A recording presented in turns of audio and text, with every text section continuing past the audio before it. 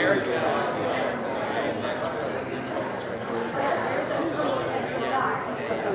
I have a law degree, and my business partner is his son, and we both exchanged money. So, so I wanted to introduce myself in my car, and then I'd be happy to be involved.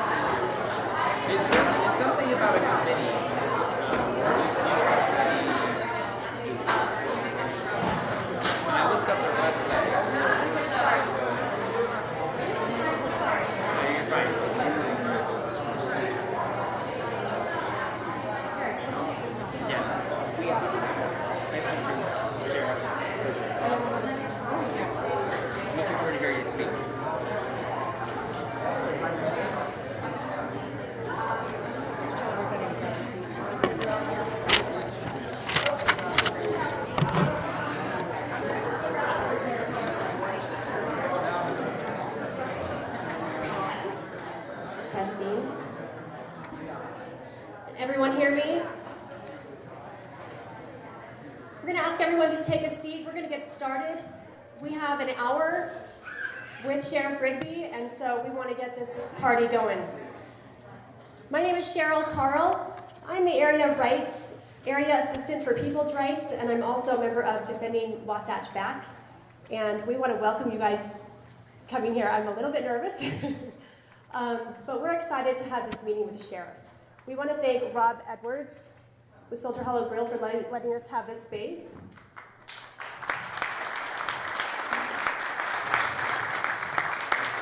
And also thank you to Sean Taylor from Taylor Audiovisual for donating his time and his equipment so that we can have this live streamed.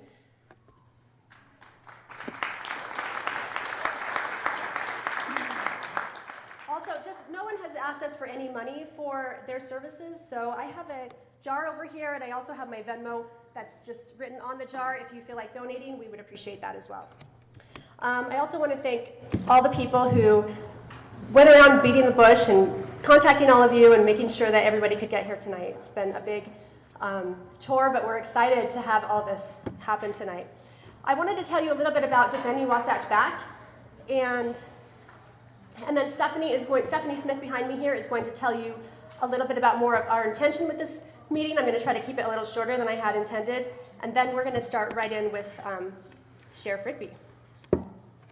Defending Wasatch Back is a local group of residents of Wasatch County and some people in Summit County, and we just are a group that started out like back in September, talking, texting each other, realizing that things didn't really seem quite right.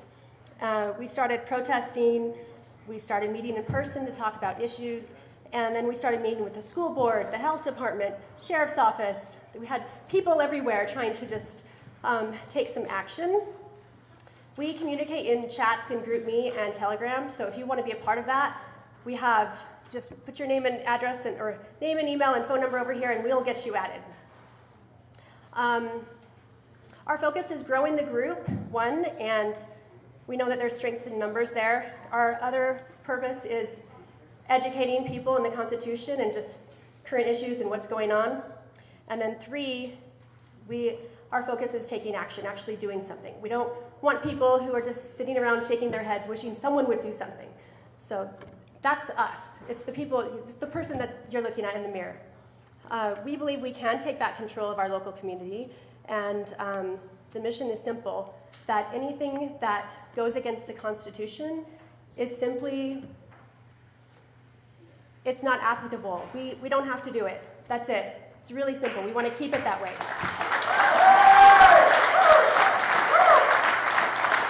So, thank you. If you're here tonight, it means you share our concern that some things aren't right. You're worried about the future, you're worried about your business, you're worried about your kids at school, and about the mandates and shutdowns and the future of what's happening.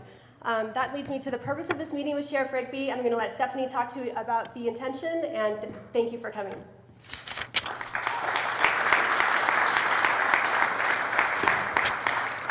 Thanks, Cheryl. Hi, everybody. I'm Stephanie Smith, and I just want to also say thank you so much for coming. We really appreciate you showing up.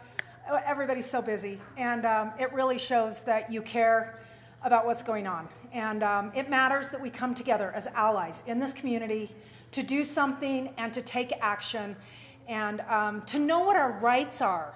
So one of the biggest things for me, when I started seeing all of this stuff happen in 2020, one, I've taken all my freedoms for granted my whole life. I really did not realize that I did that, and that's become very clear to me. Okay, no more of that. And then I also know what my rights are, and if you haven't studied up on the Constitution, I encourage you to do that. I also have a personality, as some of you that know me. When people tell me what to do, tell me to do something, that I have to do something, I'm like, why? Right? Why? Okay, and I think that we need to start asking that question way more. We're super excited to have the sheriff joining us today, and thank you so much. And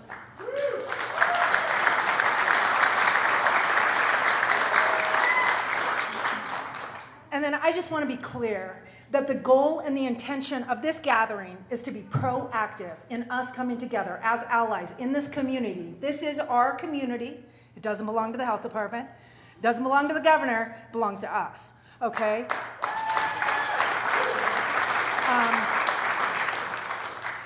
Another thing that I have come to educate myself on is the role of the sheriff, which I was misled, I guess, maybe by listening to mainstream media over the years, I don't know, but I really kind of thought that you answered to somebody else.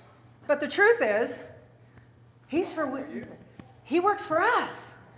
He's with us. He's our ally, okay? And this is very comforting because I know many of you have businesses in here, and we're all citizens. So, that is something that we all need to come and understand, very much so. The sheriff doesn't answer to the health department. Sheriff doesn't answer to the governor. Sheriff answers to us, right? He's our ally. We're up, and we stand behind you, Sheriff. I want you to know that. You stand behind us, we stand behind you.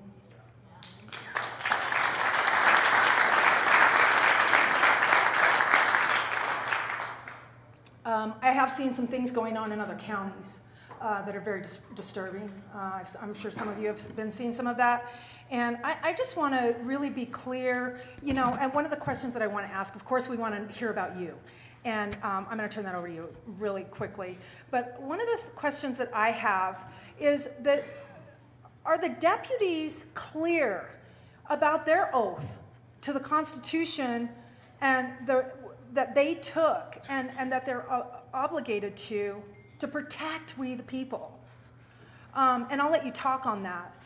And I know that, we want to be proactive in helping wherever we can in that education process.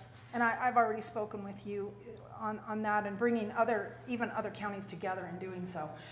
So can we please give it up for, okay, Mike, Mike Bronson's going to introduce the sheriff. we'd like to have, because Mike is the one that, Where are you, Mike?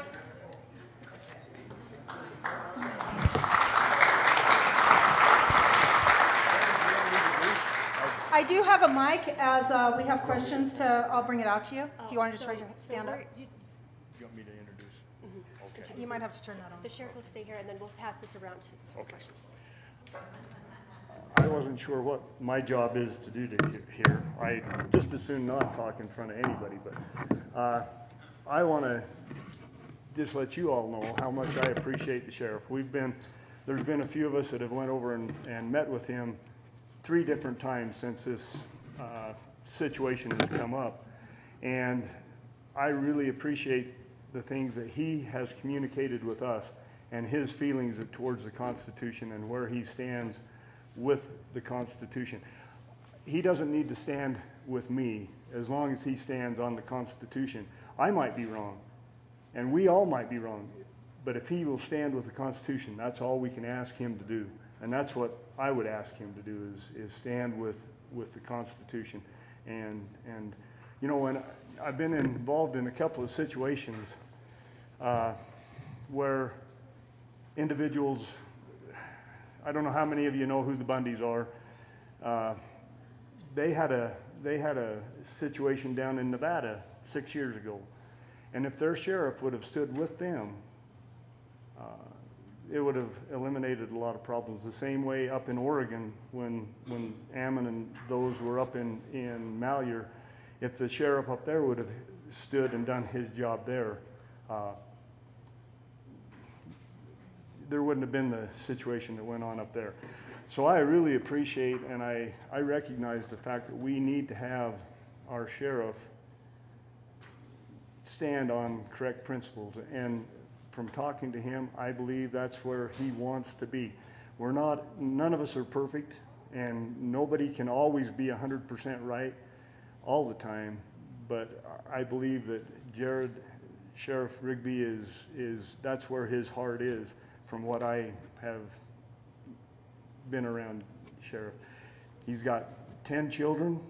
He's the same, he grew up with my couple of my older sons, and I'm grateful to have him here as our sheriff. And when Todd Bonner was our sheriff, and I really had a lot of talks with Sheriff Bonner, and he gave me a good report on Jared and so I was glad to support Sheriff Rigby and still do. So I'd like to turn the time over to Sheriff Rigby.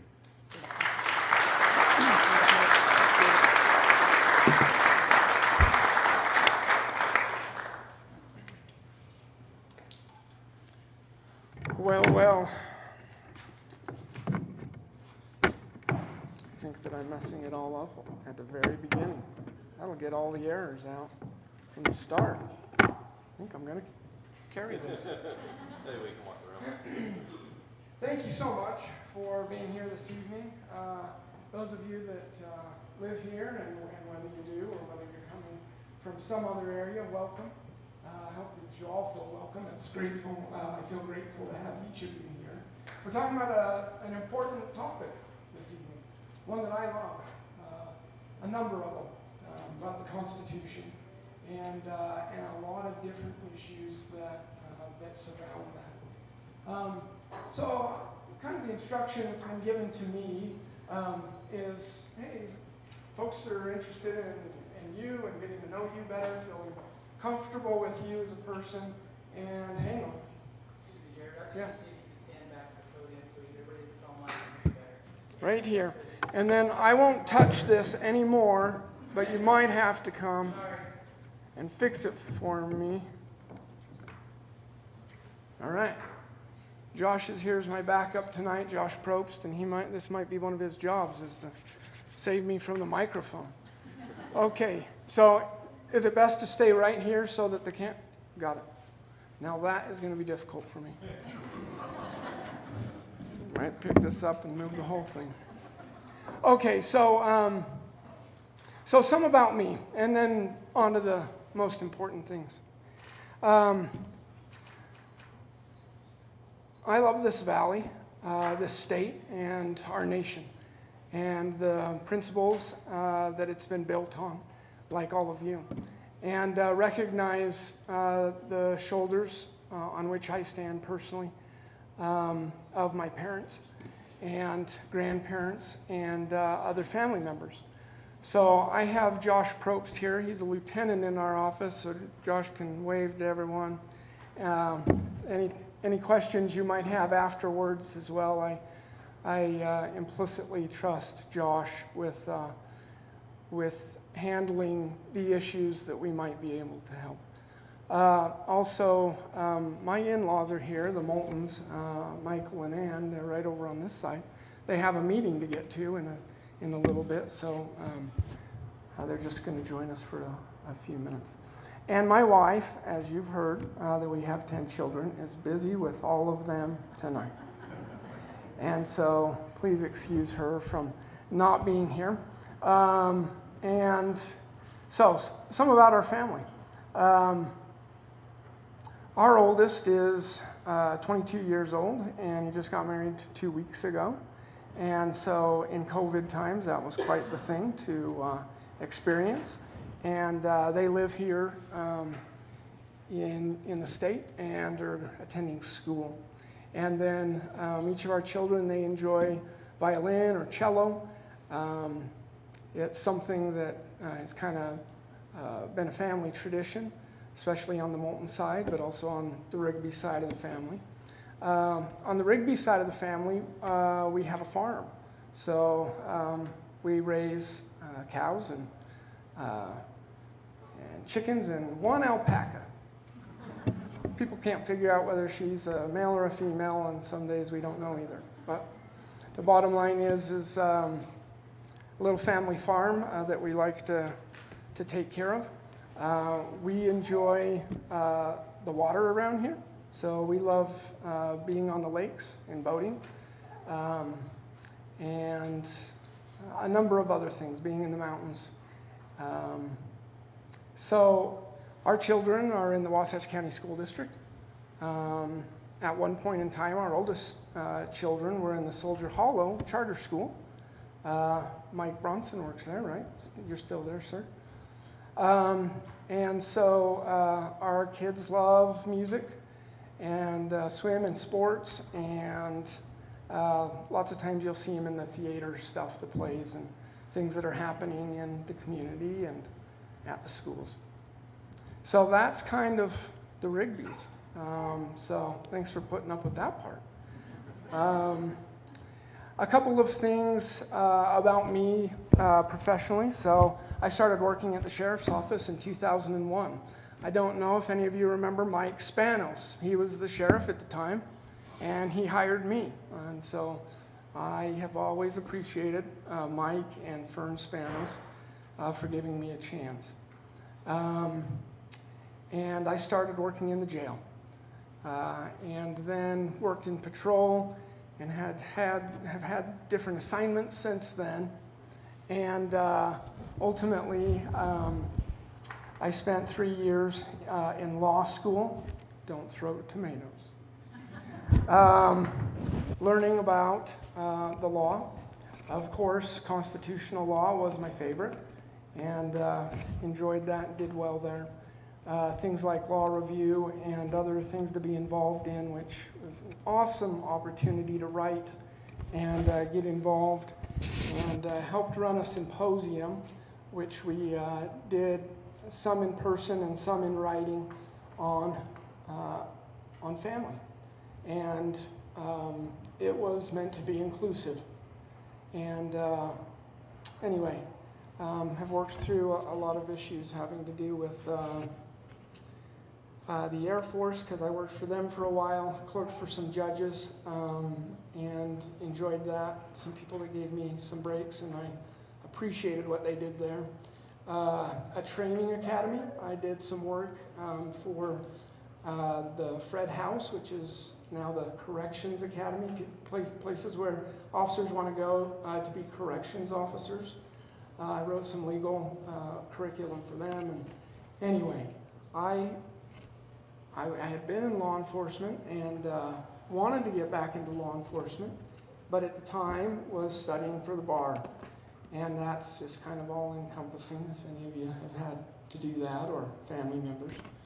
And working part-time at the sheriff's office. And Ken Van Wagner, I don't know if any of you remember Sheriff Van Wagner here. He followed Mike Spanos. And he retired a little bit early, before his term was over. And Todd Bonner was his chief deputy. And so Todd tried for the job and got it. He was made the new sheriff. And with a little bit of time, he asked me if I would help him in being chief deputy. There were a number of legal issues that we were working through. And so that's how that part happened. Anyway, a lot of my job has been with lawsuits, working through the training that needs to happen with deputies, and the policy to make sure that it is as it should be, and that we actually teach the way that we're supposed to be, and that it gets into the deputies' hands and minds, and maybe even their hearts, if they'll let it. So those are some of the background and history. I have been sheriff for the last 2 years. It's a term of 4 years. Anyway, it's been a wonderful experience. It is a ton of work. My wife and my family, they're the ones that sacrifice. So a lot of you in your respective businesses or responsibilities, whatever they might be, sacrifice greatly. And in our household, it's my wife, Chrisanne, and our children that make that all possible. In addition, at our office, we have 105 employees. A lot of people are surprised to hear that. About 65 of them, it's growing just a little bit, are deputies. So 65 right now to 70 are deputies. Half of those are in the jail. So we run a jail, and there's not quite 100 prisoners in the jail. And they mostly come from the state prison. So we contract with the state prison, and we move some of their inmates here. And it is a way for us to bring in revenue in Wasatch County so that the taxpayers don't have to fund a jail as much as they otherwise would. So it's a business side of things. It offsets costs to the taxpayers. And the other deputies are either in patrol, and Josh Probst here is the lieutenant over the patrol division. So the deputies that are driving around, responding to people's homes when there's a call for help on something, those are Josh's deputies. There's training that they go to at the police academy, and there's training that happens when we get them after the academy. And there's constant training. So we have to do 40 hours of training a year. Some people say, boy, that's a lot. In the law enforcement, or in the attorney world, we only have to have 20 a year. Some people are going to say, yeah, that shows, Jared. No, but the standard is high for law enforcement in the state of Utah when it comes to their training. Also in our office, we are responsible for the 911 center. Anyone that calls 911, you're going to call our sheriff's office. We have 10 dispatchers there. They do a great job. They handle medicals when someone's having a heart attack, unresponsive, when there is something happening on one of the 4 reservoirs here in this county, which happens a lot. If someone's missing or drowned or a boat's capsized or any of those things, our 911 dispatchers are taking care of that. Lost individuals up in the mountains. With Provo River running through the valley bottom, we have a swift water team with search and rescue. We have a high angle team. There's a number of different teams. A winter team that takes care of sleds and snowmobile work. A summer team that takes care of all the work that is all in the back country that you get there with single track, and it could be bikes, and it could be side-by-sides. And we have some generous individuals that help us with a plane and a helicopter.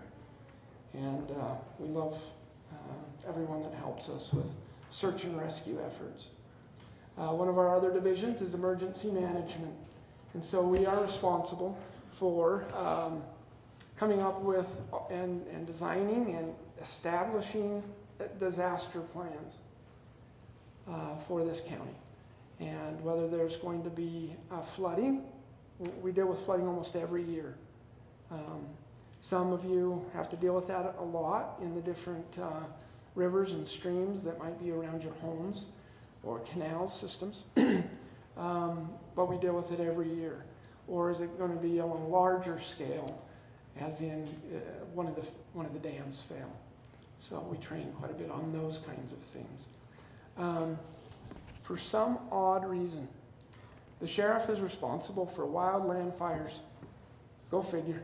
It's in the state statute. If you guys would like to change that, I'd probably sign my name to that one too. Ernie Giles, the fire chief, does an awesome job.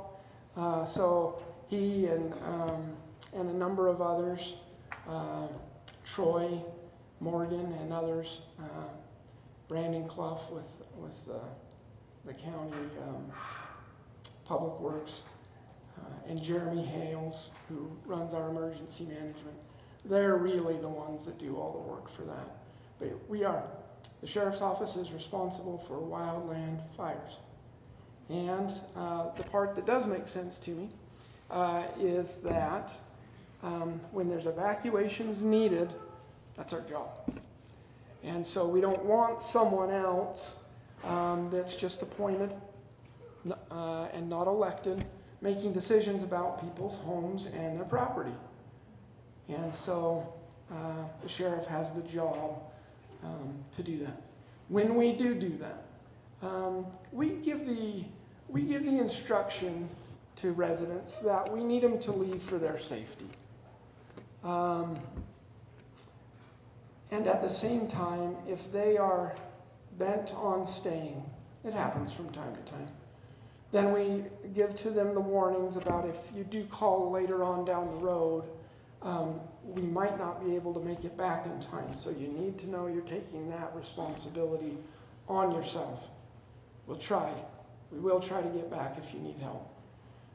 But we might not be able to. And so, hey, this is America. And people, when they want to stay in their homes on their property, then such is the case. So we're respectful of that.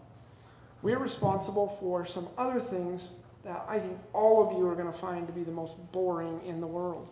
But if I don't mention them, then someone might be, well, what about that and that? So we're responsible for civil service. So anytime the judges need some paper served, the deputies get that undesirable job to go and knock and say, hey, the judge needs you to come and do this, or that kind of a thing. You need to be in court, that kind of stuff. We're also responsible for working with cities and towns and what they need. The bottom line is there's kind of some basic minimal level of service that we help them with. But really, once a municipality incorporates and becomes a town or a city, they really are taking on the responsibility to do their law enforcement. And how would they like to do that? Would they like to have their own police department? That's a good way to do that.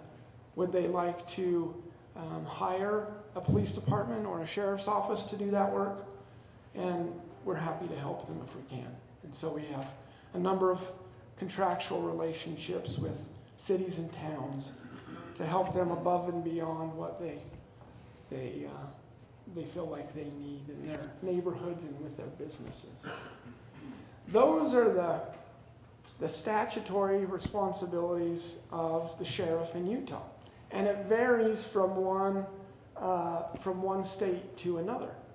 The office of sheriff, there's a long history to it, and it's a wonderful history. Comes to us from England, comes to us by tradition, but also constitutionally. The office of sheriff historically has been constitutional. In Utah at this time it's not.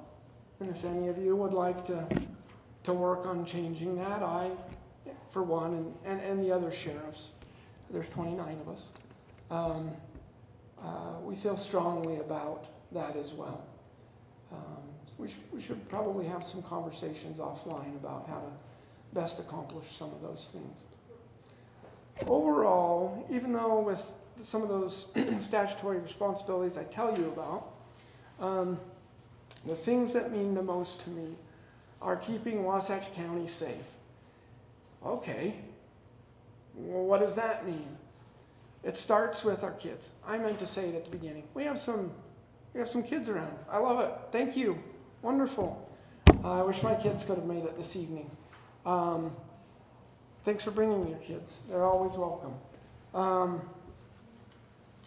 It starts with our kids and keeping them safe. From there, and that's wherever they might be, in the activities that they're involved in. Some people might take that and say, well, what does that mean, Jared?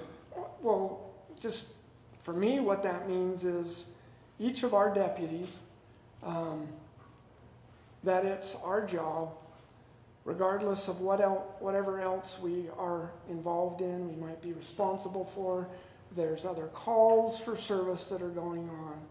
And the instruction to our deputies is, if it has to do with the child, then it's the top priority.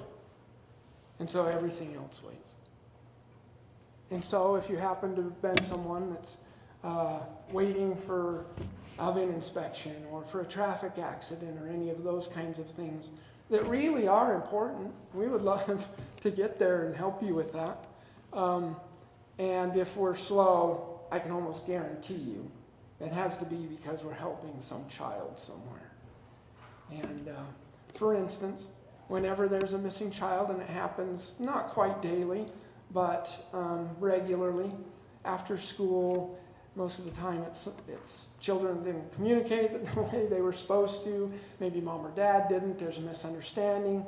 The bottom line is the child isn't where mom or dad or grandma or grandpa or someone was expecting them to be, and now an hour goes by and they're worried, and we're trying to help find that child. Every deputy drops everything that they're doing, and they're looking for that child. And that's just the way that needs to be. But another part of keeping Wasatch County safe, I mean, there's many, many pieces to it. Having a most wanted of Wasatch County, it's a priority we've had for the last year. Who are our most wanted here? And what's it for? And what are we doing? A number of individuals in this state are concerned about cold cases. We've had some cold cases. Todd Bonner, the previous sheriff, he's done so much to help me.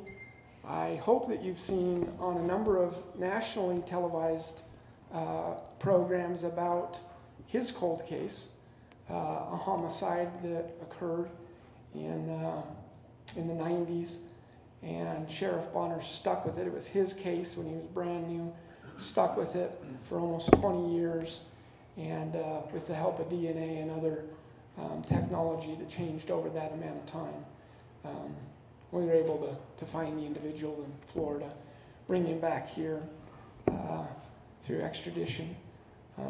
Our county attorney's office, Scott Sweat and McKay King and Case Wade were the main prosecutors there. and got a conviction on him almost 20 years after the fact of a 17-year-old girl that he killed. And it had been the second person that this individual had murdered. And so, anyway, there's a number of things that are so important when it comes to keeping Wasatch County safe. And from there, I'll take you in, and I'll just take about 5 more minutes, and then I'd love to have your interaction in this, and questions, and comments, and anything else that that we might be able to have a discussion about. Really, what from here, when we talk about the sheriff's job, the sheriff's role, the sheriff's office, I have taken an oath of office in order to uphold the Constitution of the United States of America and the Constitution of the state of Utah. And I did that in January, about 2 years ago. And it was a neat thing for a lot of people involved. I got all of the deputies there. You know where we met was at the Daughters of the Utah Pioneers Museum. Used to be the Wasatch County Library, the old library on Heber, Maine. And if you can imagine it, maybe you saw some pictures in the wave or something. Pictures of the settlers of this valley, all on the walls with some of their furniture or their farm implements or their firearms. Some of them their journals, pictures of their family all around, and here's 100 and something of us. And it wasn't just my swearing in and me taking the oath of office, but all of the deputies. And it was the first time that we'd ever done such a thing. And it's important. It's so intrinsically important for us in law enforcement, or anyone that that's elected and expected to have responsibility to uphold the Constitution, to start it with an oath and your arm raised to the square. And what does that mean? And it's not just a celebration or some token kind of a thing, but it was meaningful and has helped me over the last 2 years, and something I hope helps me for the next 2. An oath of office for all of us, including the deputies. Do all of the deputies understand things the exact same as I do? I doubt it. In some ways, maybe they understand some things better. I don't know. I'm learning. But at the same time, we have a command staff of lieutenants, and there's about 7 of them, and they all have about 20 or so deputies, with some sergeants that are built in there. A sergeant, for those of you that don't know it, they're the first line supervisor. So when there's an issue that someone in the community has, or there's a complaint, a concern, whether there's a big case that needs to be worked, the sergeant is the one that's there as the first line supervisor. And then after that, and especially with some of the bigger calls, then the lieutenants will show up and do what they can to help. And so it's kind of this thing of handling issues, handling problems, and each and every one of you and everyone outside of this building that's in our community, anyone that has concerns and doesn't necessarily live here, but maybe they're property owners, or maybe their grandkids do, or they just otherwise have interest. Yep, you have my interest then. And for me to be responsive to you. And I want to make that invitation to you, that when you have concerns, sometimes if it's an immediate concern, I might get Josh or one of the other lieutenants to help, maybe a sergeant. But they report each of those things to me, and the bottom line is if you needed me individually, I do want to help with those things. Lots of times I bring Josh or another lieutenant in with me, we talk about it, and I stay completely involved in all of the happenings of the concern or the issue, although Josh and he's one of the highest ranking people in our office, is the one that's actually doing the work and then running it through me. And then I'm calling that person, or Josh is. That's how that piece works. So a few other things. It's important, I believe, for me and all of us to make decisions based on principle and not on what's popular. So let me say it again. Principle over popularity. And we can say that and it sounds good, but when the rubber meets the road on any specific issue, then any of us might have a difference of opinion of what that principle gets prioritized as. And I understand that. And I'm trying to establish a culture at our office, and so much get the help from Josh and the lieutenants, where I don't know everything, and this job entails so many different things that we're responsible for. We're the only ones that run a jail. Like, when you think about the different law enforcement agencies, police departments, the state with, Highway Patrol, DWR, state parks, any of those other, if we're talking about the federal agencies, yes, the marshals, they incarcerate some people. But the sheriff is the one that incarcerates people and holds them. It's a lot of responsibility. We're responsible for all the courts and the bailiffing that happens there. And those other things that I told you about with search and rescue, 911, emergency management, all of those important things. And so I need help. And I not only need the command staff's help and the deputies' help, but I need your help. And we not only need the individuals in this room help, but we need a lot of people's help. So, principle over popularity, but there's so many other issues that we've definitely got to keep in mind. Inalienable rights and what that means to us. The constitutionality of issues and decisions. The proper role of government and what that means. Common decency and what role that can play.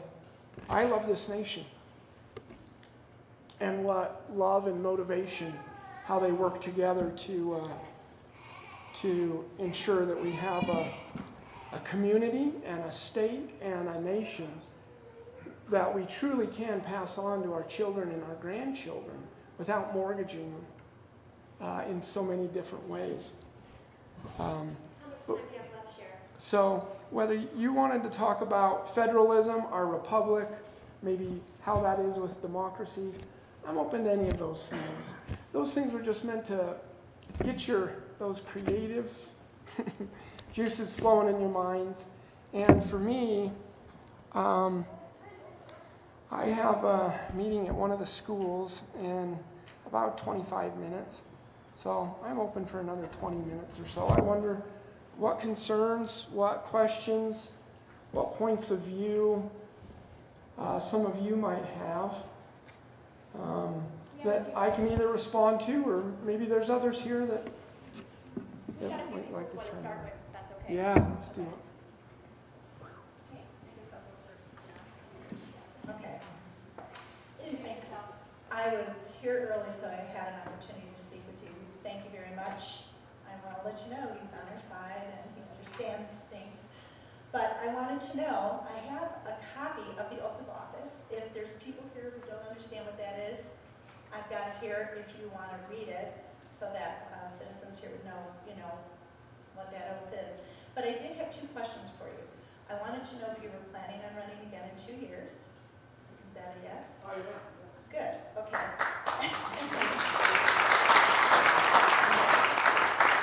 And then I also wanted to know if you received any pressure from the city council or the health department to not uphold the oath of office that you took.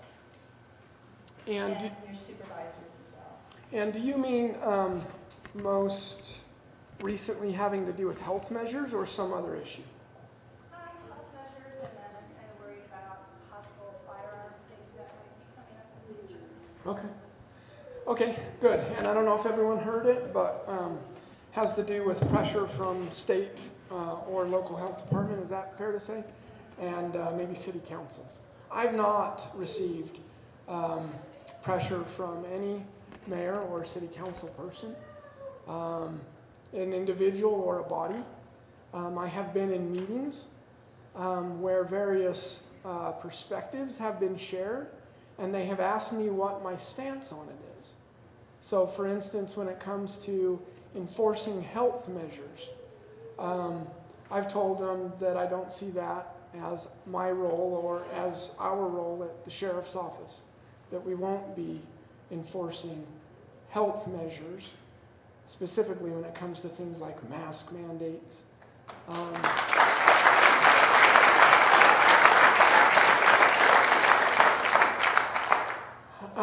There are a number of you, I'm sure, because it's America that we're in, have your own businesses, and I wonder how all of this has affected your businesses. Businesses, for the most part, they're private entities and how they run things there. I'm open to that's their right. If they need to do something certain or not do something certain, then so be it. I'm not there to enforce something specific. Now, the thing that I do need to be careful with is that there have been times when the health department has come, and they've done this we've had this relationship with them for years. There can be someone living in a trailer on the side of the road, and it's been there for months. And it's not safe for them to be there. There's no place for the waste to go. The waste is, we can see it. It's getting piled up in trash cans, and we're not just talking about refuge stuff. And it is a health concern. And when those individuals at the health department come to us, we have gone with them as a keep the peace is what we call it, a keep the peace. And they do the work, and we stand back to make sure that nobody gets into a fight or it doesn't turn into a physical altercation. But we're also careful. We do this quite a bit, Josh, don't we? Even in some civil issues, when it's like, well, we're not taking sides on that thing. We're not taking sides on that thing. We're here just to make sure that a fight doesn't break out and nobody pulls a gun and, all that kind of crazy stuff that can sometimes happen. And we have helped them with that. And so we have not done any of that with businesses in the last year. But I think, were there any other parts to your question there? That's essentially what I can remember as far as your question. I'm going to address the second part of her question. Second Amendment. I think we've got a bunch of folks in D.C. that are radically want to take away our Second Amendment rights. It's part of our Constitution. I think probably most of the people in this room feel the way that I do, and that is I'm not giving up my guns. Amen.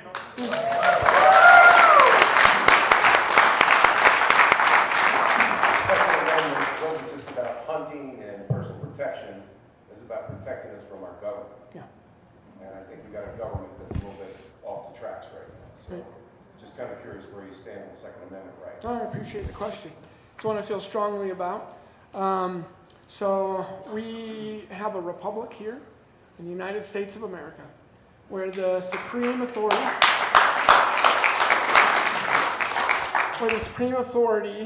is held in the hands of the people and their elected leaders. Period. End of story as far as my feeling of who has the final say of things. With that said, so firearms. I don't know if you all remember several years ago, the sheriffs sending out a letter to then President Obama saying that we're stopping, if it becomes an issue here in Utah, you need to know right now that the sheriffs are going to keep federal officers from taking firearms. That's the stance of the Utah Sheriff's Association.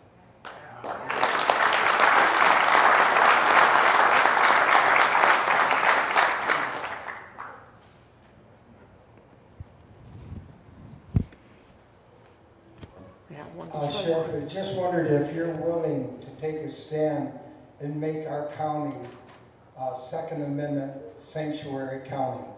We want you to. Yeah, Because the government right now are in the process of taking our rights away. Yeah. And I am. Thank you for the question. The answer is yes.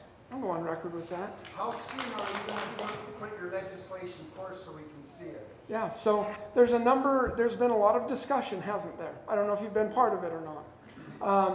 There's a number of different ways to do it.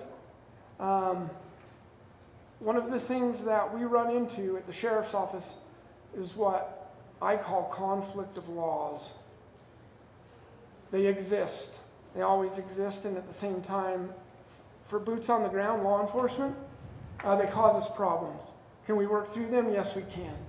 Are we willing to work through them? Yes. Yes, we are. If we have, so it depends on what we're saying when we say a Second Amendment county.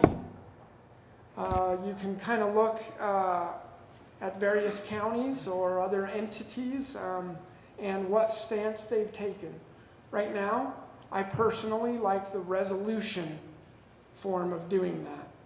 And the reason that, for those of you that aren't aware of this, if we make it a binding law that, we're in Wasatch County, we're not going to follow some background check, state law background check, right? Or something along those lines having to do with this Second Amendment county idea. Then we have a conflict of laws. And we can disagree all day, and especially about the major and substantial pieces.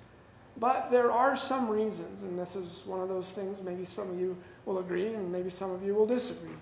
But my experience, and I'm open to hearing other sides of the coin, but I've found over the years in my law enforcement experience that when it comes to background checks, yes, there are some far-fetched ideas that we ought to throw out, but most of them are legitimate for us in law enforcement. We need to know, are they a felon? Are they a sex offender? Are they someone with a certain history or propensity to violence?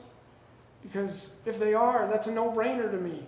We don't want those individuals, especially within a certain amount of time after their conviction, to have those weapons. There needs to be more time, or with certain offenses, they just should never. And so that's just one of the things where I'd say I'm for it. And right now I'm for it in the form of a resolution versus making it like an ordinance that then directly could conflict. Can you give us a timeline? And so are you saying for the idea for me to start it and to get it going to the county council, is that essential? Yes. Okay, so the bottom line is I don't make, and I think you understand this, so I'm not, I don't think I'm saying something different. I don't pass the legislation, but I can propose it, and that's essentially what you're saying, isn't it? So it's the county council that has the final say. I've spoken up. I don't know if any of you have been part of the public meetings on this issue.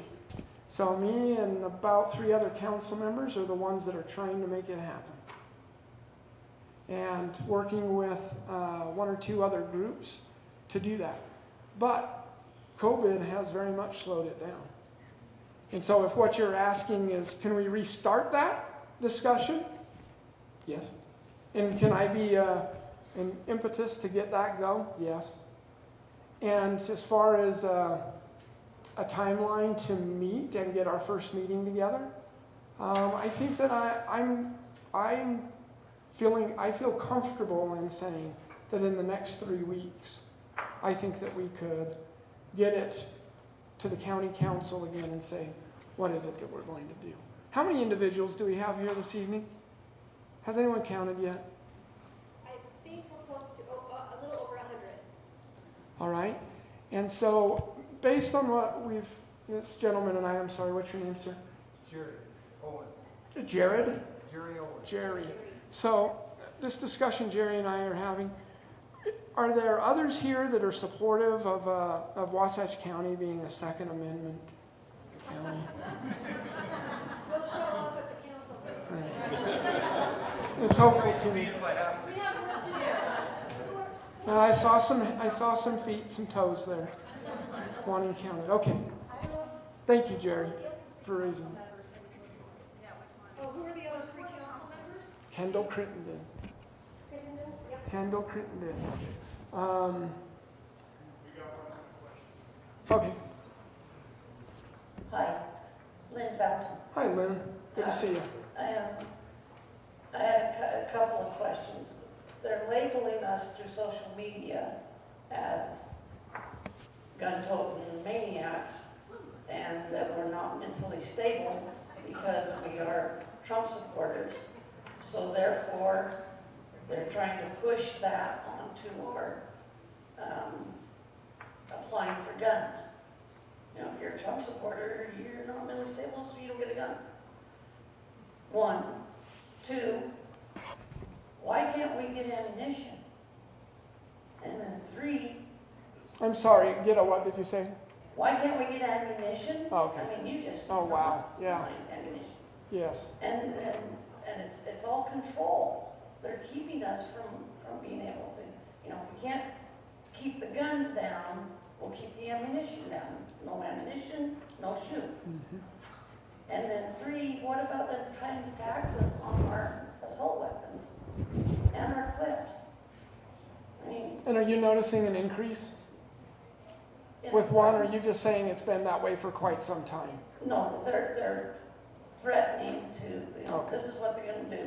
And it's $300 per gun per year, plus $100 for each clip, and so on and so forth. Yeah. So that's a 3-part question. Okay, thanks, Lynn. So if you don't mind me on the second piece to it with ammunition, we have the same issue right now. We're having a very difficult time. I'm not certain, but it's because I don't know the exact reason for that. But when we call the individuals that we have contracts and deals with, we're having a very difficult time ourselves. And I don't know for sure whether it's the flood of the market, some individuals seeing what might be coming, and so they're purchasing, and so then the demand is changing the inventory. I don't have anything, Lynn, specifically myself right now to say that has to do with a political thing.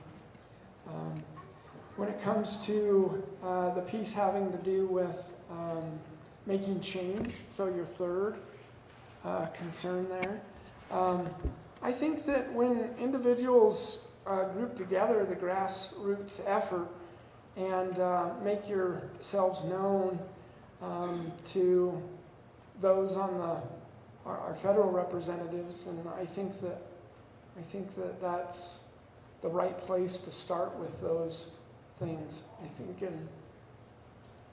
think as far as our role here, local, then state, then fed, and at the same time us and how we feel about the feds and how they come here, and let's just send our representatives there. We don't want them to come here.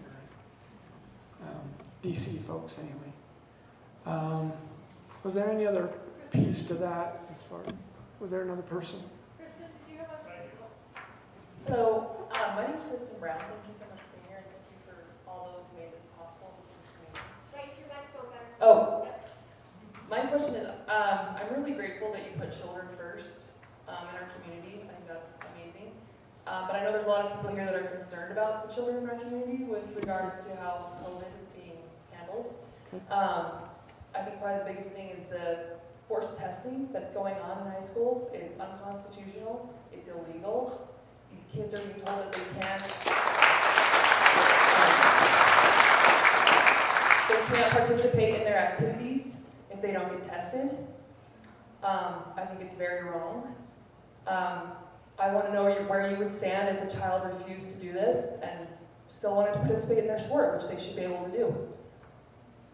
So that's one thing. And then my friend back here was wondering about if the health department asked you to go to a business with them to enforce, some sort of code or take away their license or penalize them in some sort of way, what would be your stand on that? I've told them that we won't go. The bottom line,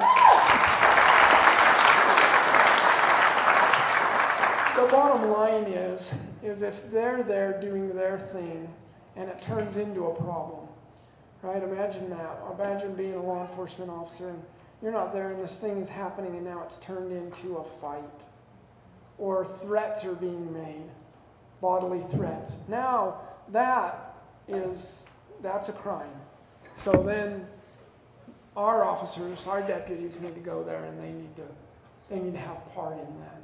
But before that, it's whether you want to call it civil or whether you just want to call it that it's not our job or however it needs to be termed.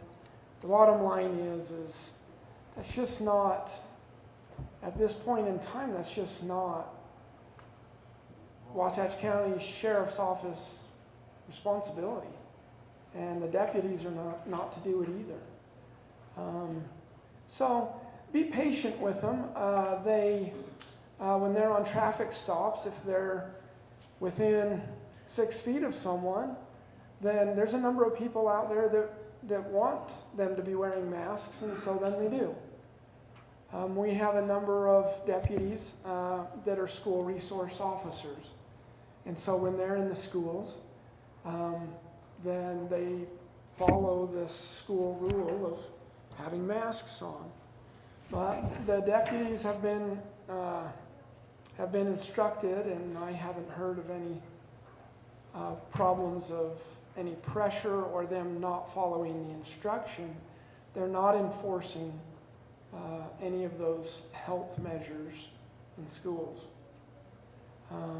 So I think that, like we're doing here, I think that I have, or law enforcement has, one piece of the pie, and I just feel like there's other forums with other individuals, whether they're elected or whatever their job might be, that similar kinds of discussions need to be happening. But as far as the deputies go, we're not enforcing those measures in the schools.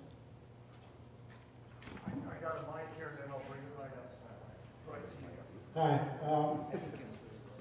I have a kind of a similar career as yours. I spent 11 years in law enforcement and have a legal background, how to deal with contract law. But my question is that what is your or your department's position on supporting the feds, such as ICE, if there's a detainer on somebody in custody, or even the FBI or any other federal law enforcement agency? Because you hear throughout the country, in California and whatever, that they're not supporting ICE. They're pretty much on their own. And so what is your department's position? Okay, so the way that I see these things, me personally, and thanks for the question, and I try to talk to the deputies about this as much as possible, is that there's generally how we run things, and then there's exceptions, and that's just how the law works. The law is usually set up that this is how the law is, but then there are some exceptions. So to answer your question, no, we don't do ICE detainers. Just because someone might be illegal, that doesn't mean that our jail is going to take them and they're going to be incarcerated just because they're illegal. Now, when there's a crime that's been committed that rises to a certain level, then you bet. And we do work, so our limited relationship and working relationship with ICE is when there's a high level of a crime that's been committed, one of the felonies usually, then we let them know what we're holding them for. This is a first or second degree felony. This is very serious to us. And this happens to be what we think is their status. Are you interested in it?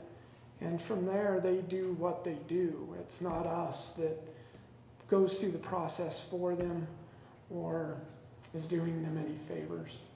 But we do make the call, I'll tell you that, to say we've got someone that's a homicide, and here's some of the facts to it, and that kind of thing. Thanks.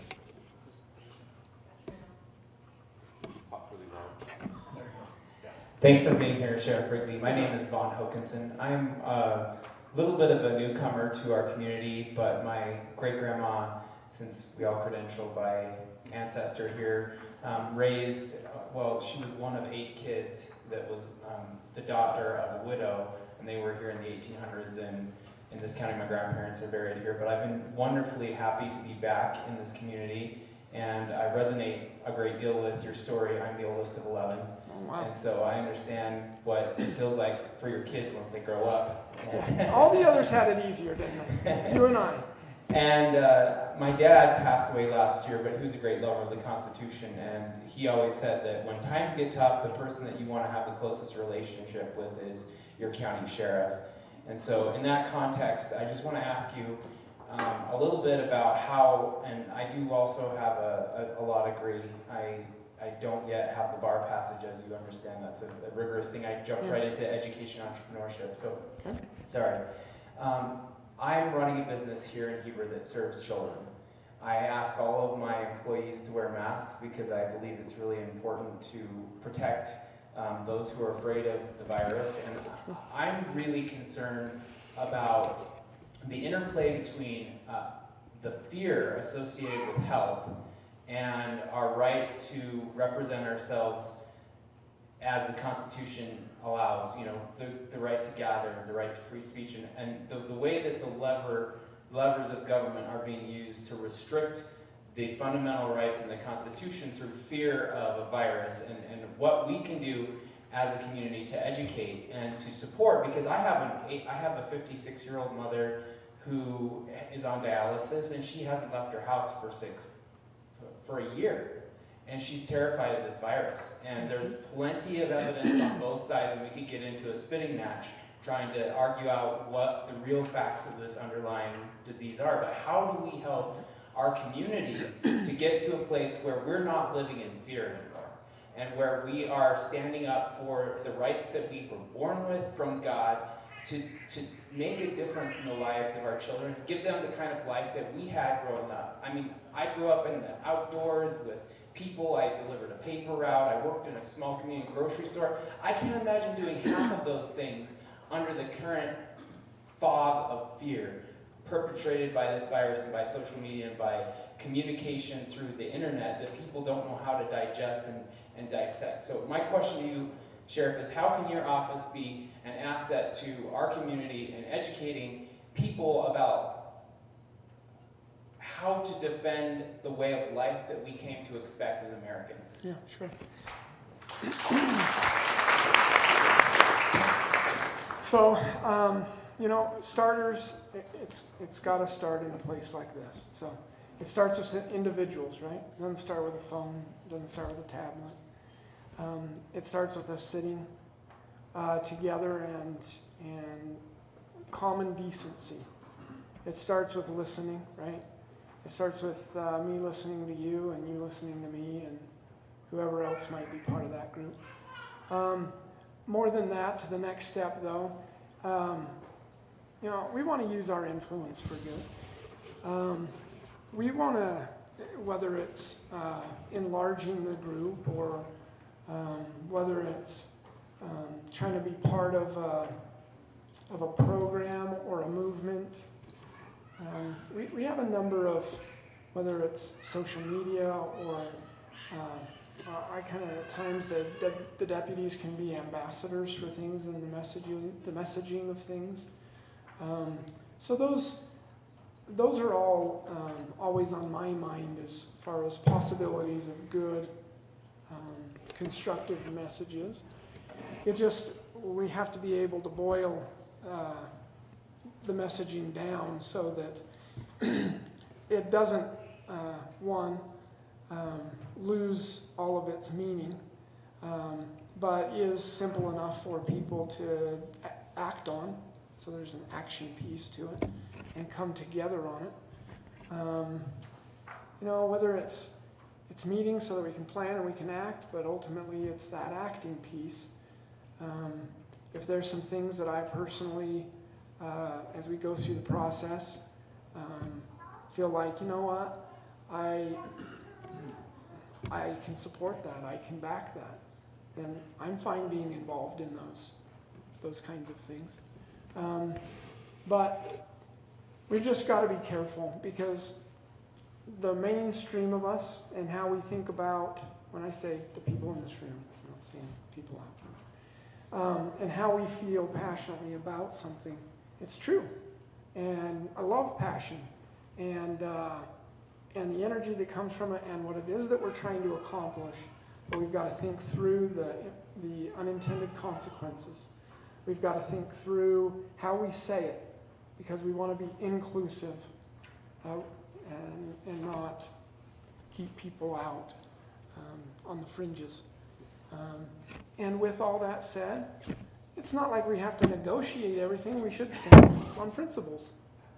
And so it's an interesting balance to try to get to. We don't need to send everything to committee. And at the same time, when we get some buy-in, with some nucleus of some folks, then it increases the chance that we're going to be successful with things. So I think we ought to sit some more. I think it takes more than just, 1 hour together as far as coming up with what's next. I look forward to the conversation. Thank you. Great. So let me tell you what I'm concerned about, then that'll lead to the question. Sure. My concern is that we have a governor, senators, congressmen that are more interested in serving the interests of Washington than they are the people of Utah in effect, regardless of where you live. So my question is, at the end of the day, you have the sheriff's departments, 29 of you in the state.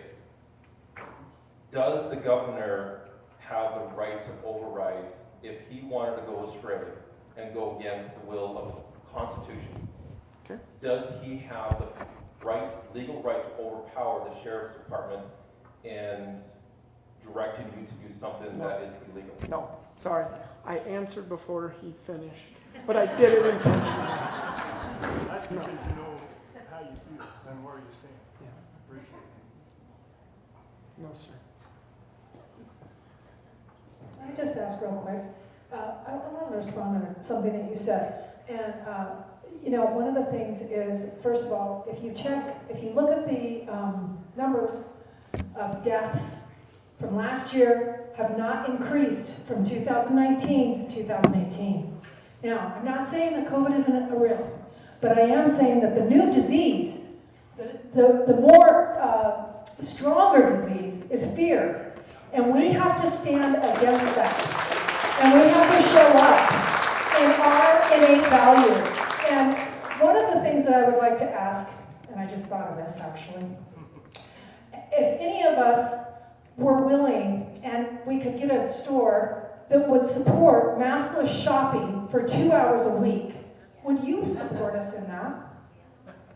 We'd have to think about how that's going to be. Yeah, so we'd have to get permission from the store and ask them if they would be willing to, do that for us. But that's one way, to start showing up. What I'm concerned about has to do with those unintended consequences, for instance, of those elderly individuals or who otherwise have some kind of a prior existing condition, things like that, and making sure that they have notice so that they don't. Right. They're not in a situation where they are. Yeah. They don't, but they need notice. We could have it scheduled with, and this is just an idea, I don't know if anybody's gonna go for it, but, if we all came together and we said, hey, would you support us in this? And then also they could post it, that maskless shopping, these hours, this day, whatever. Yeah, we'd have to talk about what that means and what our support means. I'm not sure. I got a young man over here that wants to ask you a question. And then your daughter is raising her hand. So the governor of sheriff. Hi, so my parents were divorced a few years ago, and my dad wants to keep me in public school. and my mom wants to know. My real dad, he's here in Hebrew. And so I go to public school every day. And I feel like it's not really constitutional, like the rules we have there. Like we're forced to wear our masks, and we have to do this unfair testing. And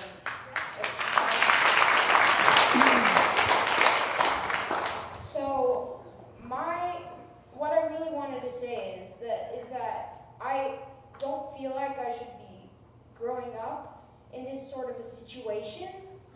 And and I just feel like it's unconstitutional, and I was wondering what your stand in that would be. Yeah, Jared? thanks. Jared, can I add to that? Because where I work with the school, I see a lot of kids wearing masks all the time, and I've had them talk to me about not wanting, if they wanted to take their mask off at school, can the school force them to wear a mask? They've got constitutional rights the same as I do. And teachers. That's, you know, my personal opinion is, and the study that I've done, is that they cannot force me to wear a mask. They can suggest, they can ask me to, but if I say no, and according to papers that I've got, they can't fire me, they can't, I mean, it's because it's along religious beliefs on my part, that it's under the 1964 Civil Rights Act, that they can't discriminate against me for sex, color, or religion. So for this young man, I feel really bad for the children that are being forced to wear masks. And I see them, and they've got rashes around their little faces, and their masks are soaking wet all day long. I have to walk away because sometimes it really gets to me. Yeah, no. So, young man, sorry, what's your name? I'm Liam. Awesome. Liam, I think you do a better job standing right here with this tie on. Josh should help you and outfit you with some body armor, some Kevlar. I think you do a really good job. We take these these 5 stars that are on me, and we can put them on you. I think you do a very good job. If not now, in the future. So there's a number of different players in order to address these things. As far as giving legal advice, that's not the thing that ought to be done in this kind of a setting either. There's a number of individuals that, whatever the issue has been, I think they've felt similarly. And whether they've ended up boycotting or otherwise peacefully disagreeing, it takes challenging. It takes being respectful and still at the same time making your point of view known and what it is that you're willing to do and not willing to do. And so overall, those are the principles. If you're ever concerned with anything, which school do you go to, if you don't mind me asking? Old Mill Elementary. It's an awesome school. I love that school. Some of my nieces and nephews go there. If you're ever worried about anything or think that the deputy that works there can help you, I'd love for you to go to him and talk to him, and he'll be an advocate for you. I can promise you that. Okay? I know you have to go, but just 2 quick questions, and they can be yes or no. Really, the last 2? Well, no, I said 2 quick. Mine, okay. I'm not taking that on. All right. But like this young lady said, we are definitely being labeled, and that opens up the door to red flag laws. So I just want to know what your stance is if that ever comes into our county, and where you stand on red flag laws, because we can sit here and say, I would have never thought, it'll never come here, but it's crazier things have happened. Yeah, sure. So yes or no, if you want to save time, because I have one more question. Yeah, so red flag laws can be defined as a number of different things, so we have to be careful on, on what that is. But overall, anytime anyone is labeled or moved to be outside of the whatever is popular at the time, no. And to use the law to do it, no. And so, I mean, to me, it's not an easy thing to do, but it is my job. With that said, it's not only my job, it's the job of anyone that's taken an oath of office, especially the ones that are here in this valley. That's predominantly the issues we're talking about, the people that are here are from here. And so I'm not the only one, but I am the sheriff and command a number of deputies and have some heavy responsibility in representing this community, protecting this community. And so when it comes down to the blind application of a law, if I can see that there's some ulterior motive to it, no, absolutely not. So it's not easy. It's not difficult. I would need help from individuals to make sure that it's being applied correctly. But the bottom line is right and wrong is wrong. That's for darn sure. But in today's world, trying to traverse and navigate people's intentions and the laws then that get passed. And that's what we have to, I want to reassure you here, whether it's firearms or red flag laws that might be concerning or mask wearing. And I'm trying to be clear on where we sit with those things. The answer's no. If we can tell that there's some ulterior motive, mal motive to something. No. Okay, next question. So if Mr. Cox does decide to shut down the state again, and businesses say we're not doing it, could there be backlash for them? Isn't it their right to stay open? Can they just make that stand and say we're not doing it, it's not happening? Well, I love being an attorney, but then I'm afraid of all of you suing me for my malpractice. The overall concern there, law enforcement wise, really comes down to the First Amendment. Some people say there's 5 clauses, some people say there's 6. But our right to assemble is one of them, and our freedom of speech. And as I've talked with several of you before, as several of you are trying to articulate that further, it really ends up coming down to be, it's what I believe. And so there's some religious overtone a lot of times as well. It's based on the individual. It doesn't have to be with everyone. But that First Amendment and that right to assemble, which is so much tied up into commerce, got to focus on it. Got to focus on it. Got to be willing to, like people before us, and I don't want to be accused of starting some kind of a mass gathering of things. But the bottom line is when people stick to their principles and peaceably go about making their feelings known, you bet. That's how that happens. My name's Tara Wright. I want to thank both you and Lieutenant Probst for being here. And if you have to leave, I'm okay with Josh answering. It's definitely been more than 25 minutes. Let's put him on the spot, shouldn't we? Okay. So my concern is, not even a concern, my question is, how do you and your deputies differentiate between what is a right and what is a privilege? Yeah. Okay. And for me, I hate to beat a dead horse, but it's the masks. Yeah, okay, well, before we go there, let me bring up liberties. So it's not even so much law enforcement's job is to enforce the law, right? That's kind of a cliche or a no-brainer, but law enforcement's job to protect liberties.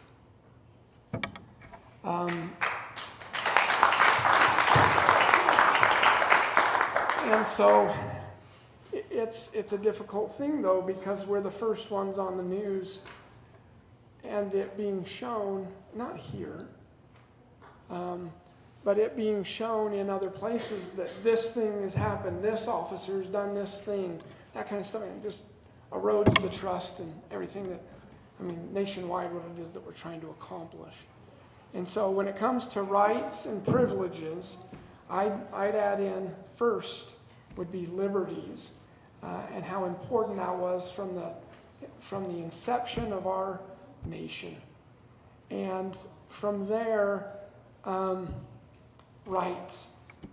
So what I instruct the deputies on as far as rights go is that when you show up when a deputy shows up to a call, let's say the call has been that there's a verbal argument inside of a home. And it's the neighbors that called in, and they're hearing noise, and there's yelling. So we don't know of anything where there's a crime here yet. Doesn't meet that level, but we knock on the door. Notice we said knock. So we're knocking on the door. We're standing there, they're waiting. Okay, we're knocking again. We're calling out to the people. We need them to come.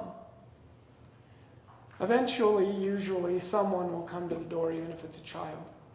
And when that door is open, then we walk in and we want to make sure everything is safe. And so it's not just the statute that speaks to us, but it's the case law that helps us to have some meaning and understanding to things.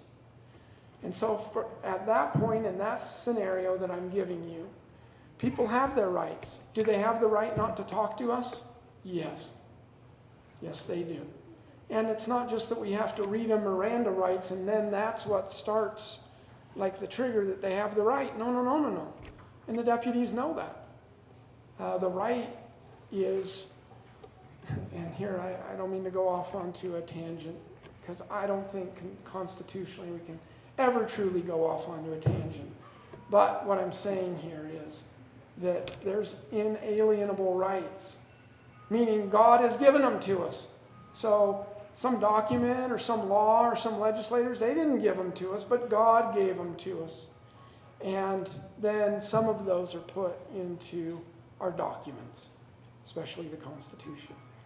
And one other important piece having to do with federalism, that it's the separation of governments, and the idea that when the federal government is specifically given some piece, okay, in the Constitution or some federal law, some piece, okay. But every other piece that's not mentioned, it goes to the states and to the people.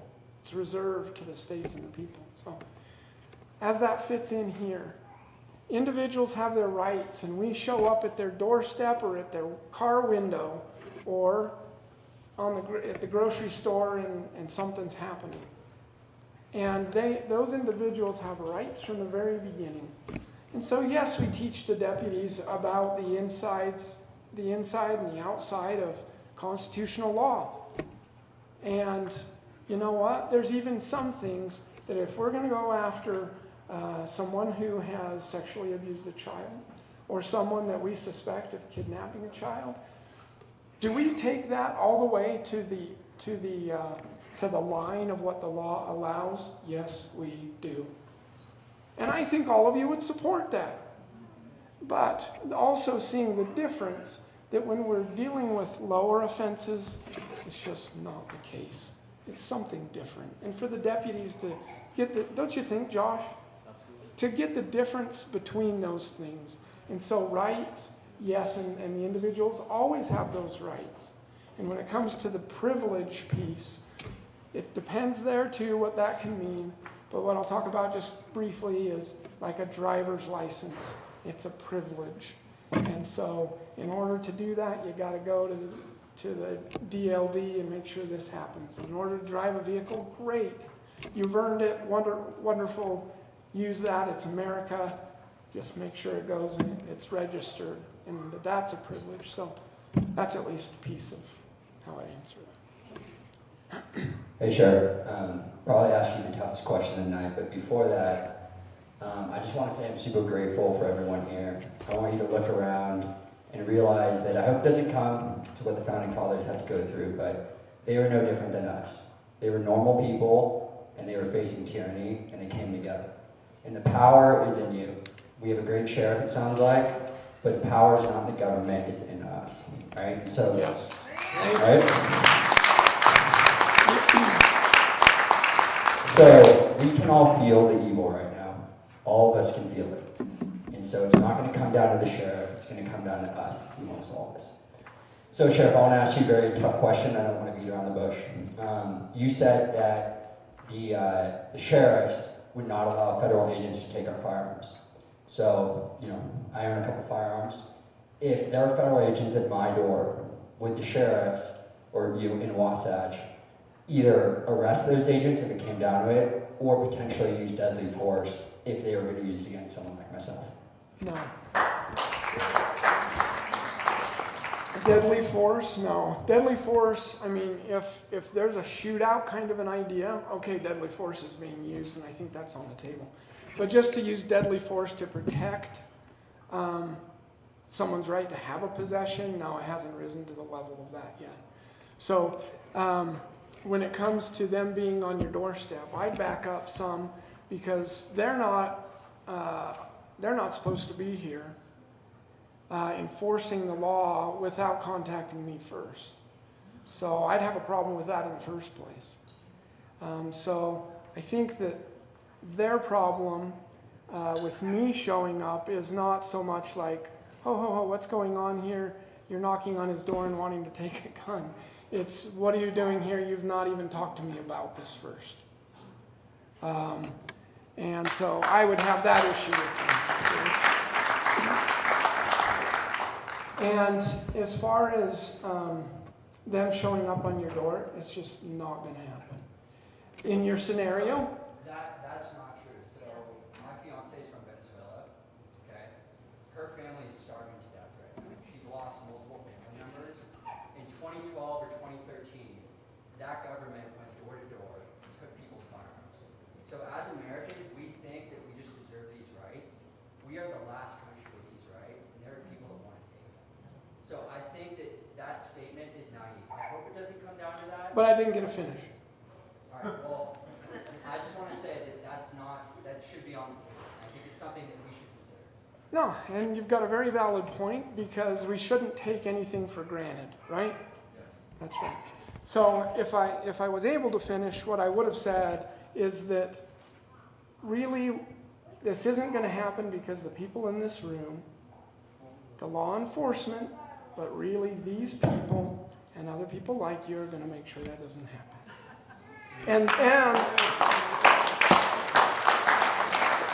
And we'll keep it from happening as long as people are active, not if they're passive. Right. So if the feds came to you and said, we're going to go to these people and take them down assembly, can't hear her. Sorry. She said if the feds came to us and said they're going to take someone's guns, and am I going to let them? No, but the thing that all of that, that presupposes those kinds of scenarios is that they have the legitimate right in the first place, right? And we're just saying that they don't. So the bottom line is are we saying that they're going to do it according to some new law that's going to be passed? Yeah, it's not in place right now. Do we go after guns? Yes. Do we take people's guns right now? Yes. It's because they used them in the commission of some horrible crimes. It's because they're selling them illegally. It's because they killed people with them or they moved drugs with them. So, I mean, for all those reasons, yeah, we'll keep taking their guns. That's for darn sure. But as far as law-abiding citizens and they just don't like the type of firearm you have or some piece that's attached to it or because you didn't register with them. No. Nope. That's the assurance here. As long as all of you are willing to help with that as well. Who does the sheriff's department look at as a second line of defense? You. That's what I figured. So I have a search and rescue with 35 people. And whenever anything important happens that we really need help, we call 35 people. And then we call out the deputies, and now we've got 100 people. And what are 100 people going to do? It's built into the emergency management plans of how that happens. I mean, the Church of Jesus Christ of Latter-day Saints has done in this community. There's many others as well, but they've done a very good job in working with us when it comes to how to roll those things out into neighborhoods. And that's how it has to be. My name is Bridget Whiting, and I just want to tell you that you're doing amazing with all these questions. Thank you. Nobody here probably has ever thought we'd have to deal with this type of stuff in our life. But with that being said, you're doing great. Sorry, I'm nervous. My question, well, I've been doing a lot of research. I've heard of a bunch of different counties sending their sheriffs to this class. I don't know if you've heard of Sheriff Max. Sheriff Max class. Yeah. I'm just putting this out there. We'd love to raise money. Yes. And, You're going to raise money for Josh and I. Yep. We'd love to if you're interested. Or we'll bring him here. We'd attend. We'd attend. Okay. Thank you. I have his book. I've read it. I do enjoy it.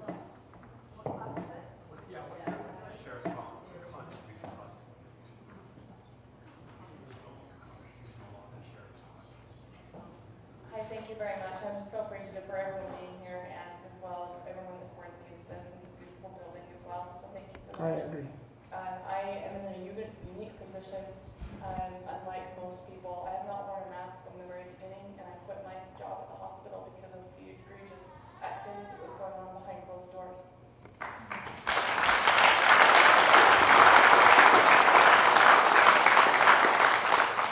I have a very odd question. I have a very off-the-wall question, and that is, personally, if you have even a little bit of knowledge or a lot of knowledge about Agenda 2030, Agenda 21, Agenda 2050, and eugenics. I do not. Is there anyone here that can help me and the rest of the group, or is there something offline? It'd take all He said it night. right. It'd take all night. Is it something that can Agenda 21, Agenda 20, or 30, it's a one world government. And, people call it conspiracy theories, but they also call it masks and, your chemtrails and everything like that was all Our conspiracy internet theories. search is going to help me, or is there some information you can send? If you use Google, you will not find what you're looking for. I see. That's all Google censored very harshly. If you use YouTube, it's also very harshly censored. So the best modality is to use DuckDuckGo, and you look that way. Eugenics is heavily supported by Bill Gates, and of course Bill Gates is behind the vaccinations. So that kind of gives you a little bit of a tip of the iceberg to understand that if all of what we're seeing going on right now with this tyranny is linked, Agenda 2030 and Agenda 2050 support that, and that therefore gives the big picture. I see. Thank you. Thanks for bringing it to my attention. Yeah, you've been waiting a while. You better go. Just as far as you're the sheriff's department, what about Heber City? Are you guys kind of on the same page? We work together. They at times can have different politics, but Dave Booth is the police chief there. And with issues like these, we're on the phone with each other, or meeting with each other. We're doing everything we can to, we're doing everything we can to try. Is it possible that something might fracture and there's some separate? It's possible, but we don't want it to be that way at all. Just as far as having small business. Yeah, enforcement and all of that, yes. Hi, my name is Shannon Colborn. I've moved here for about 18 months with my husband and young son. Just along the lines of just the health department enforcing, this is probably more controversial than masks, but vaccinations. 2020 woke me all the way up to a lot of things that I wasn't prepared for. I got a concealed carry permit. I'm going to homeschool my son, and I don't want to live in fear. My heart is racing. But I just want to know if people are going to come to our door, possibly with a health intervention, like a vaccination. What are our rights to defend ourselves?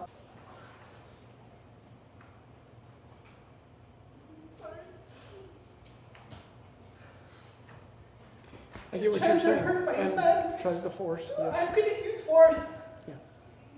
Yep, okay.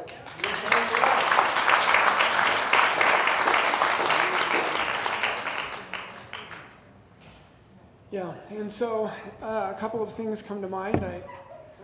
I feel for you.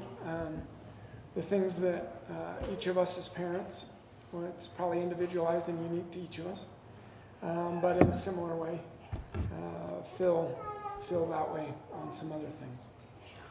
And so I do feel like I'm part of meetings and planning that are above board, and I've heard nothing about any kind of home visits. Josh, do you know of anything? At this point in time, there's nothing. Now, as the gentleman over here mentioned, can that happen sometime in the future? Like, yes, we should all be watching for things. Yes, I'm not saying that it can't. But at this point in time, to reassure you that I'm not hearing of any of those things. The things, again, just to be careful of is when it comes to protecting ourselves, defending property, defending others. In the state law, there's different standards there, and we could talk more about what those are. But defending ourselves and defending others is one thing, and then defending property can be another. So we have to be so careful about those things. But I know that you're thinking about those things as well. So Sheriff, sorry to bring something up, but I love what this woman said over here. You seem like you have a really great heart, but I think that you might not see the whole big picture. So I wanted to ask if you were familiar with Building 7 that fell down on 9/11. It was about 52 stories tall, if you were even aware of that. No, sir. So maybe after this I can send you some information, but there was a third building, fell down in 10 seconds, and the University of Alaska did a study, just came out a year or two ago. Okay. And they said that there's no way that the government's explanation of how that building fell down is physically possible. So we don't even have to argue about the airplane sitting in the towers. But this building had a CIA office in it, and it had where Rudy Giuliani actually was running his emergency headquarters. So I can send you all this information, this is well known. But out of that event, whatever you believe, we had the TSA, we had the Patriot Act, which I wrote a paper about in college in 2009, and we had the War on Terror. None of those things have been repealed. We drone strike our own citizens, whether or not you agree with that, and we can detain our citizens now through secret tribunals. So, I know that you have a good heart, but I want you to realize that what's going on with COVID right now, what this woman's concerned with, this isn't just going away. There's an agenda behind this, and there's people that want to see this go forward. So why bring up Venezuela? That country, her mom lived in a first world country. It was beautiful there. Those people never thought that the tyranny that came to their country, that they would face that. And so I want, I know a lot of those people in the room know about this, but I challenge you, anyone, maybe you can give us your number, your email, to take a deeper look and realize that we're facing something bigger than just, masks and a vaccine. It's bigger than that. And I hope you're open to hearing more about that. Oh yeah, you bet. I am open, and I'm willing to give you my number as well. Thank you, guys. Thank you so much. Just in closing, like you, I love this nation. I love my children, my family. All of us are similar in that way. And we owe it to the people that have gone before us and to those that follow that we pass along to them a republic, a constitution that is solid, that is something that the framers, it is what they had in mind. We're staying true to our principles, regardless of what the circumstances are that change over time. And so, as you have needs and thoughts, please get hold of me at the sheriff's office. And I can, yeah, would love it. And I can give an email, I can give a phone number now, later, I don't know what's most appropriate, but anyway. Thank you. Thank you for being here.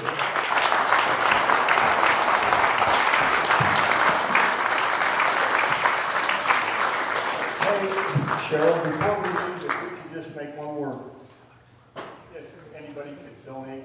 Yes, I'm going there. We want to thank Sheriff Rigby for coming here tonight, spending this time with us.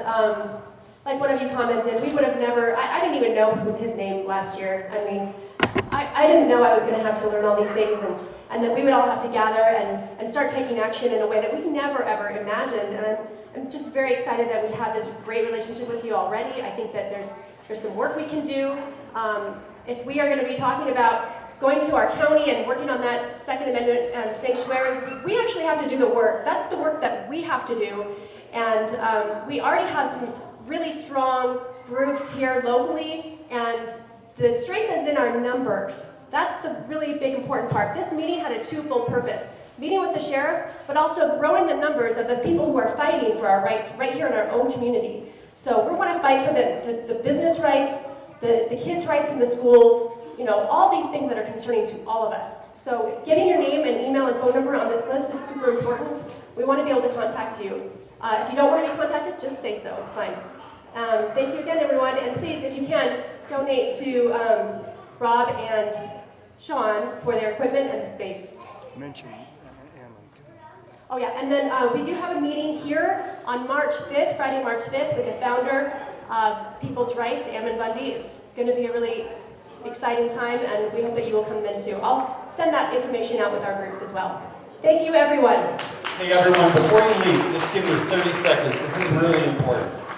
There was an email that came out from the school board Friday afternoon. Did anybody read that email that came out about the teachers that were vaccinated and how 80% of them, and they saw a quote-unquote sharp decline in the COVID cases?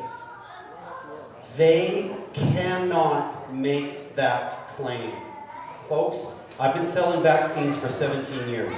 I can promise you I know more about vaccines than anybody on the school board combined.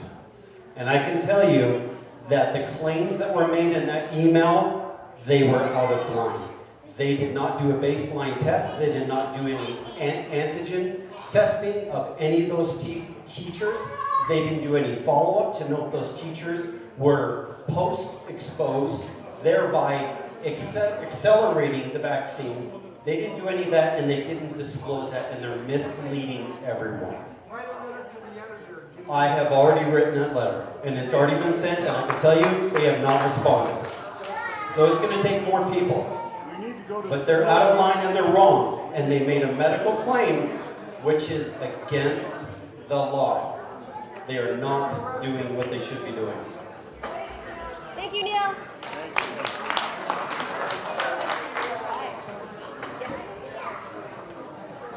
Thanks, Cheryl. That's great. Good job. Do you need us to help put up chairs? They were all around tables, and I'll find out how many per table too. I was curious, some people were talking here about, wearing masks and having to wear masks. There are a few of you.